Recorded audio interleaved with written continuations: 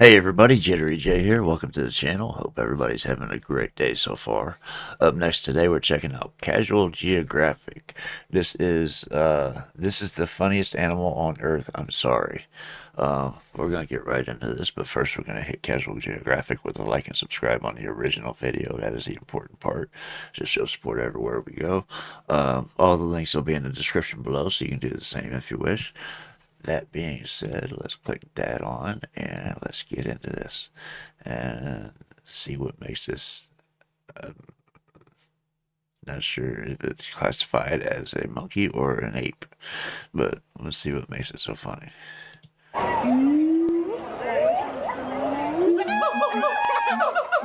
Show me someone who's never seen this with their eyes, and I'll show you a child that got left behind. The school system's failing, and this is proof. Did you know the average kid in America doesn't know about this harmonizing homunculus? Arguably one of the greatest gifts nature ever gave, yet they remain disrespected and unaccepted. Well, not today, you know. Someone has to stand up for this comic relief, rough draft, auditory onslaught of a primate, and you already know I will. I mean, that's a given. You're probably familiar with the great apes, but in case you're not, they include gorillas, chimps, bonobos, i.e. chimps with a different R rating, and this guy. Oh my god. Together, along with humans, they make up the great ape group. Great ape. The name only an ape could come up with. But along the way, someone got snubbed, and this is actually live footage of it happening. You are freaking Great apes. plus Mark. You know what I'm saying? Which I'm rocking with Mark because Mark is rocking with us. Yeah, gibbons got gatekept from the great ape lunch table. Science says it's because of their relatively smaller size, lower intelligence, ouch. And real talk, I think they're just too goofy for the other apes to want to be associated. But being tailless means gibbons aren't monkeys either, and instead got classified as lesser apes. That's already flagrantly flippant, but there's about 20 species of lesser apes. I didn't realize there was a species of monkeys that didn't have tails. I knew chimps don't. But I'm talking about other than like chimps and gorillas. I thought monkeys had tails.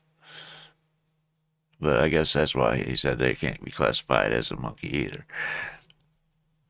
Anyway, his ad libs. I'm trying to listen to him and watch the video at the same time, and these things they're playful. It looks like. Associated. But being tailless means gibbons aren't monkeys either, and instead got classified as lesser apes. That's already flagrantly flippant, but there's about 20 species of lesser apes. They're all gibbons. Apparently this drunk toddler of an ape was such an affront to the family, folks created an entirely new category to put them in and slapped them with the lesser label. Well, I'm gonna argue this tiger taunting, vocal cord flaunting, terminally trolling, usually barrel rolling primate might just be the prime ape. Now, to be fair, gibbons are that one weird kid in class. They're like the missing link between apes and monkeys, but if evolution went on a side quest. Gibbons break a lot of the rules of being an ape. They have low sexual dimorphism, meaning the males and females are about the same size. They don't build nests to sleep. They put in about as much effort as pigeons. They're monogamous, allegedly. We'll get to that. And they basically spend their entire lives in trees. Get to that. Could have sworn they let the O-ring slide for that, but that's none of my business. They're also anatomical anomalies with a wingspan worthy of an infringement lawsuit from Go-Go Gadget. We call them lesser, but let's... Jesus, look how long that thing's arms are.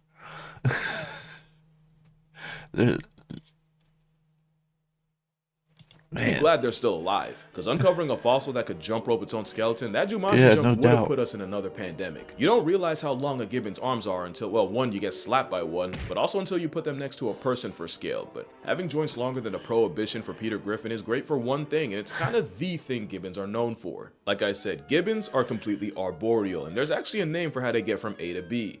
Brachiate. Calling it monkey bars is an insult. If you did this as a kid, you were on gibbon timing. These branch-loving acrobats are the fastest things in the trees without wings. At 35 miles per hour, the tree goblin can brachiate fast enough to get pulled over in a school zone. And they'll 35 miles an hour? Damn.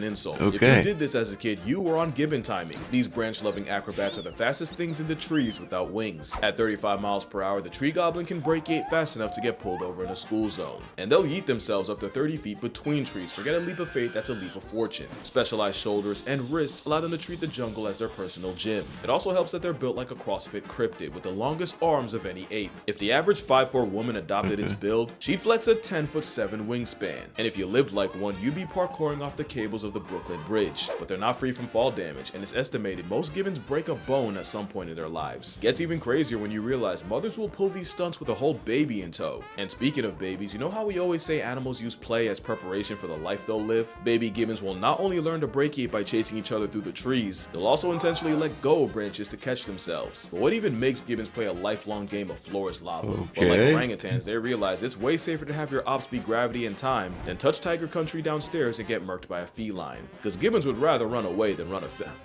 Huh? Gibbons are actually extremely territorial, and that, along with them having a 99 agility stat, is how you get the only animal alive that can vibe check a tiger and live to do it twice. Technically, it's mobbing behavior meant to drive away a predator using the power of parkour, but the execution makes them move like Spider-Man minus morale. They're morale-less, but the only miles is how far they can drive a stripe delete button crazy. Show me a great ape that can taunt a tiger. Many have tried. Granted, those are just cubs, but still, they're dangerous. That thing just doesn't care. it's playing tag. Wow. They're morale-less, but the only miles is how far they can drive a stripe delete button crazy. Show me a great ape that can taunt a tiger. Many have tried. Most have died. A whole apex predator and twig ninja just ear-pulled them like a delinquent. And they don't play favorites. Gibbons have also been recorded harassing clouded leopards getting too close, although I'm pretty sure that one was trying to sleep and got hit with a long arm of audacity. Because if you think they only use their powers for protection, gibbons are the most unapologetic trolls in the animal kingdom. We told them they're the great ape's little brother, and now they done made it their personality. No other way to explain this. Porcupines are better protected against lions than versus a tree-happy instigator. Even a so-called great ape can end up looking pretty stupid around a lesser. Gibbons are an impulsive thought come to life. They don't think it, they just do it. Okay. Fun fact, this is the Memphis Zoo, that's Ringo, and they even warn you to stay off the glass because he'll literally injure himself trying to jump scare you. You know nature made you cracked when you're the only mammal alive that can go band for band with a cat. With zero regard for feline rights, you've never seen a cat this outmatched. And they'll easily play Matador with your dog. I love it because there's no scientific reason for them to be like this other than gibbons are all about the dickery. Except with mice. You know, put a mouse in front of them and things suddenly stop being funny. But with arms like that, they'll always keep it humorous. But there is one animal that forms the most unlikely friendship with them. Or maybe not. Because on paper, gibbons and orangutans actually have a lot in common. They live in the same area code, they're both for the trees, and orangutan actually translates to man of the forest. At the same time, some, like the Hulak gibbon, have been affectionately nicknamed the little man of the forest. But their personalities are so opposite, they honestly belong in a buddy comedy. Gibbons are hyper-athletic, flyweight, and the fastest moving animals in the trees. Orangs are the largest, the mascots of stoicism, and yo, I swear they could talk, they just don't want to deal with taxes. Polar opposites, yet time and time again, wild gibbons and orangutans have been caught playing with each other. I like to think the fact that they don't compete for the same foods means they don't really have a reason to have beef, and a lot of zoos will actually assign them together as roommates. Another reason orangutans are chill like that, if gibbons suddenly get accepted into the Great Ape Club, I think you know who pulled the strings for them. And you think orangs would find a sentient sugar rush annoying, and that gibbons might find Bigfoot's understudy intimidating. But not only do they play with each other, they even trust each other with their own children. Orangs have quite the obsession with baby gibbons, and gibbons really be rocking with an infant Cheeto ape. There's even one gibbon in the Brookfield Zoo that'll leave his enclosure just to visit the orangutans next door. But there's at least one other ape gibbons bond with. In some places, wild gibbons will This is like really interesting. I never would have thought to look up any of this information. You know, it's an interesting video, that's for sure. His little ad libs are getting to me though. Cheeto ape. There's even one gibbon in the Brookfield Zoo that'll leave his enclosure just to visit the orangutans next door. But there's at least one other ape gibbons bond with. In some places, wild gibbons will actually become habituated with humans to the point where they'll regularly drop by and groom their favorites. Galia was a Hulak gibbon who was famous because every day, she'd come down from the trees, hobble over to the locals, and provide a free hour-long salon service, starting with Bhupeshwar Ningda, the man who protected her as an orphan. It hits different when you realize grooming is how gibbons reinforce social bonds in the family. Now it is bittersweet since it likely took her entire I think that's true for most apes, isn't it? Isn't it grooming like a social it's how they bond socially with their groups. if I remember It hits right. different when you realize grooming is how gibbons reinforce social bonds in a family. Yeah. Now, it is bittersweet since it likely took her entire actual family getting put on a shirt for her to get to that point, and we'll get back to that. But I'd say that's pretty damn great for a lesser ape. Even dogs aren't immune to a gibbon act of goodwill. And now that you're familiar with them, I think we can go ahead and meet all the types of gibbons, or as many as my attention span will allow. This is a Siamang. They're the heavyweights of the gibbons at a whopping 30 pounds. They're the ones with that throat scrub, or as I like to call it, the chesticle. It's a pouch that works like an amplifier to broadcast their call. And clearly nature had an off day when it spawned a frog monkey that looks like one of Ben's 10. As much as I like them, this would be terrifying to have fly over your head. It's a reminder that even the comic relief of the apes could scramble your face if they really wanted to. Right. But I think nature knew it animated Slenderman's shadow a little too well, because it went ahead and gave them the most unserious vocal stim you've ever heard.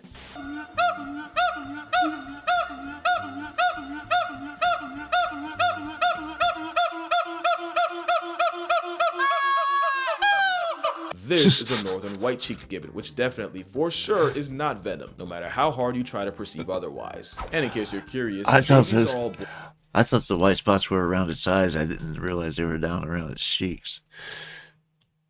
Because it looks like when it's coming up, it looks like venom. This is a northern white-cheeked gibbon, which definitely, for sure, is not venom, no matter how hard you try to perceive otherwise. And in case you're curious, the babies are all born white. After about a year or two, they turn black. The males stay that way, but the females eventually revert back to their cream colorway, proving the once widely accepted scientific theory wrong. You can go back.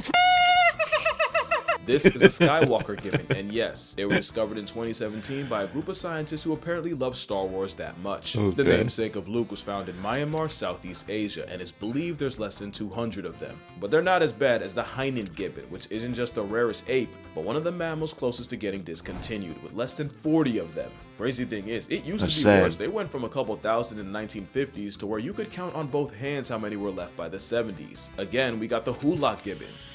I like their face. The silvery gibbon.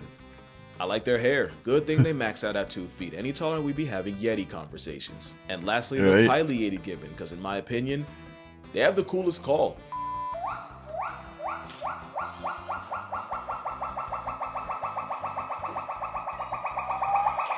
Now at this point, you might be wondering, why do gibbons call at all? Well, that's the second thing they're known for. The reason for it, well, you have a lock on your door, some have a gate, but gibbons, nah, they mark territory off straight. It's actually the same reason male lions roar, to tell outsiders that they best keep it that way. Except gibbons will often do it as a duet, and sometimes they'll get the kids involved and make it a family matter. And they'll usually do it in the crotch of dawn, and if you live next to a zoo with gibbons, you've definitely heard it. And remember, they're territorial, so if you hoot back at them, you might just end up going band for band with a broadcasting tree siren. Hey, yeah, post-production cashier, don't do that. Not only will you offend them, it's like showing teeth to a gorilla, but gibbons are capable of doing something about it. In 2011, a gibbon escaped a Malaysian zoo after being taunted and severely mauled a child, and while I will spare you all the details, I will say his mom had to carry pieces of his thigh in a plastic bag. The odds are low, but they're not zero. So yeah, best keep the singing to the gibbons. It's a big deal for them. They spend actual years of their lives. That's what you get when you mess with nature. You know, nature messes with you back because they don't have the inhibitions that we do. You know, they don't have their instinct will be to protect themselves. And like you said, they'll take it as a threat or a challenge. So it's, yeah. Will say his mom had to carry pieces of his thigh in a plastic bag. The odds are low, but they're not zero. So yeah, best keep the singing to the gibbons. It's a big deal for them. They spend actual years of their lives perfecting it. It's very much giving albatross marriage dance. In some species, Mama Gibbon will help her daughters practice with their version of singing lessons, where the daughter tries to match her mother's pitch. For male gibbons, they learn by imitating the male figures around them. After years in the lab, they're able to come together and make the sound you've heard in every movie's jungle scene ever. There's something about the fact that males and females spend years perfecting their songs, and when they do come together, the songs just fit each other perfectly. These duets become a verbal vow renewal as the songs help reinforce their pair bond. And that's the third thing gibbons are known for. They're the only apes that are monogamous. Can you imagine a gibbon seeing another gibbon and just making it work? No other ape, not gorillas, chimps, definitely not bonobos. And you know most humans ain't about that. Entanglements be damned. Except, yeah, about that. So the whole monogamy thing came from researchers watching a group and witnessing a couple only getting active with each other. Except what they didn't realize was by being around these gibbons constantly, the gibbons eventually got used to the people and would get way closer than they usually would. The problem is the other gibbons that weren't as chill with humans would see this and treat the human habituated gibbons like the plague and avoid them at all costs. Honestly, good for them. But if gibbons do mess around on their partners, the researchers basically block them from doing it. Also, any cheater can look loyal for the weeks or months the researchers spent watching them. So Ryan Palombit decided to study a gibbon family for 6 years, and this time, instead of habituating themselves to just one pair, pretty much all the groups in the area were habituated, meaning they could truly study gibbon free will. And when I tell you it was Real Housewives of Indonesia out there, I'm gonna tell you a story, but it will get messy, so I'm gonna need you to lock in or you will get lost. So it starts with 2 gibbon families. Each one had a sub-adult, basically a teenager, and one had a teenage male and the other a teenage girl. And we're still talking about gibbons. Both teenagers left their respective families, got together, and found a new territory to live in. And that's when stuff got weird. Because the teenage guy gibbon also had 2 younger juvenile brothers, and for reasons beyond me, they moved in with Big Bro and his girl. To Palombit, that was already cause to pause, but it got wicked once the adult male from the female gibbon's original group, i.e. her father, disappeared. Because apparently a parent in past tense is a canon event. Well, with a sudden power vacuum, guess who filled in? Yeah, the same sub-adult male along with his baby brothers all moved into the female's group, and the teenager took his girl's dad's place. He then just moved back and forth between the 2 spots, meaning Mans was monkey branching from his original girl to her mother. And in what's a lot more common than you might think, the mother and daughter had serious beef, and when things finally got too hot and the male had to pick a side, he chose the mother and fully moved in. The mom would have a baby that was likely fathered by her daughter's ex. As for the sub-adult daughter, that was the last time Palombit saw her. If there's a moral in this story, one way or another, Gibbon's gonna find a way to swing. There was also that time one in the Kujukushima Zoo in Nagasaki had people questioning everything after 12-year-old Momo got pregnant while being housed with exactly 0 men. They thought it was an immaculate conception. Folks thought she spawned Gibbon Jesus, until they did a DNA test and found the father was 34-year-old Ito, who thankfully was also a gibbon. They still had no idea how they didn't do until they found a 9mm hole in a steel plate between enclosures. That's 9mm. He really wanted that glory the whole time we call him lesser when really we're not that much better than gibbons. I don't care what the literature says, they're great to me. Especially since we've probably done gibbons dirtier than any other ape. Remember Kalia? Well, not only did she lose her family, but after a kid taunted her with a slingshot and she finally bit back, the boy's father came after her with a shovel and she lost her life. This kind of thing actually happens a lot to gibbons. Not only do they get their homes knocked down and trees removed, a lot of times they get reduced to pets. It's to the point where virtually every gibbon is flirting with extinction. In fact, some like the hyena might as well be in bed with it. I don't like ending the video like this, but I feel like gibbons being so overlooked makes it that much easier for the atrocities against them to get buried. Right. And if we don't lock in and spread the word, nature's one-man comedy special will be canceled in our lifetime. But then again, does it not make sense for the comic relief to have the most tragic backstory? At the end of the day, gibbons prove that you might not be a great ape, but you're still a great ape. But anyway, that's gonna do it for this video. Make sure you drink water, hug your mother, support your local gibbons, and one last thing to take home, but this is important, always remember to...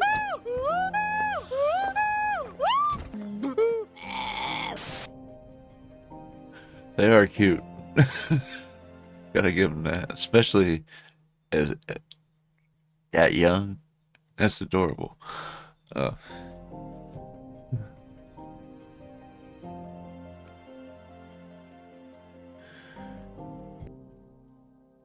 Ruining Finding Nemo with science because I can. And I'll see y'all in the next one. Sit back down, video ain't over. I really bought this shirt specifically for this video just to realize y'all can even see the whole thing, so there. Now I'll see y'all in the next one. Okay, I like that. This was interesting. This was fun to watch actually. Like I said, I don't watch TV very often, so I don't see very many. I don't see anything on like Discovery or anything like that. So stuff like this is interesting to me. I don't have time to sit and watch TV. I view that as time that can be better spent doing other things. And why I'm rolling off the camera again. But anyway, I thought this was interesting. His ad-libs were about to crack me up, especially the chesticle. But I like that shirt. No F Gibbon. This was a fun video. You guys have to let me know in the comments what else I need to check out, and I will get there as soon as I can. Let me know what you guys thought about this in the comments. If you're still here and haven't done so yet, I'd ask that you hit the like and subscribe on your way out. It'd be greatly appreciated. It just takes a second. It's the easiest way to support the channel. It goes a long way towards helping out with my algorithm too. That being said, that is just about going to wrap up this one. I hope you guys enjoyed watching this with me as much as I enjoyed watching it with you. And I hope to see you on the next video. I love you guys. Peace.